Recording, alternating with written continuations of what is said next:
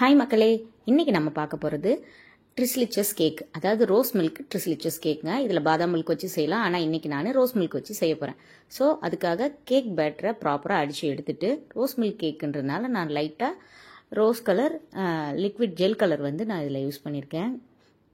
இந்த அளவுக்கு மாவு சில்கியாக இருக்கணும். அதுக்கப்புறம் நீங்கள் பட்டர் பேப்பர் விரித்து வச்சுருக்கிற டின்னில் இந்த மாவை ஊற்றிட்டு பேக்கிங்க்கு போட்டுடலாம்.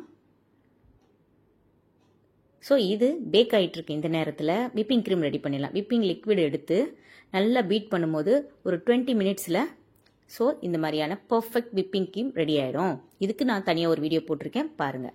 ஸோ கேக்கும் இந்த டைமில் பேக் ஆகிடுச்சு. பேக் ஆன கேக் பாருங்கள் எவ்வளோ சாஃப்டாக இருக்கோ. ஸோ நீங்கள் எந்த மோல்டில் செட் பண்ணுறீங்களோ அதுக்கான கண்டெய்னர் எடுத்து இந்த மாதிரி கேக் அந்த சைஸ்க்கு கட் பண்ணி, ரோஸ் மில்க் மட்டும் நான் ரெடி பண்ணிட்டு வெளியில் வாங்கிட்டேன் ரெடிமேடாக. ஸோ அதை இந்த கேக்கில் ஊற்றி நல்லா ஊற விட்டுட்டு மேலே நம்ம பண்ண விப்பிங் க்ரீமை உங்களுக்கு பிடிச்ச டிசைனில் இந்த மாதிரி பூவோ ஸ்டாரோ ஏதோ ஒன்று போட்டு ரெடி பண்ணிக்கோங்க. உங்களுக்கு எந்த மாதிரி ப்ரெசென்ட் பண்ணணுமோ பண்ணிவிட்டு மேலே கார்னிஷ் பண்ணுறதுக்கு உங்களுடைய ஃபேவரட் தான் எதுவாக இருந்தாலும். ஸோ பாதாம் நட்ஸ் போடலாம், பிஸ்தா போட்டுக்கலாம். நான் கொஞ்சம் ட்ரை ரோஸ் பெட்டல்ஸும் பாதாமும் போட்டிருக்கேன்.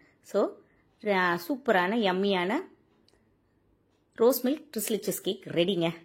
ஸோ இதே மாதிரி ஒரு நல்ல வீடியோவில் அடுத்து பார்க்கலாம். உங்களுக்கு இந்த சேனல் பிடிச்சிருந்தா சப்ஸ்கிரைப் பண்ணி சப்போர்ட் பண்ணுங்கள். நன்றி.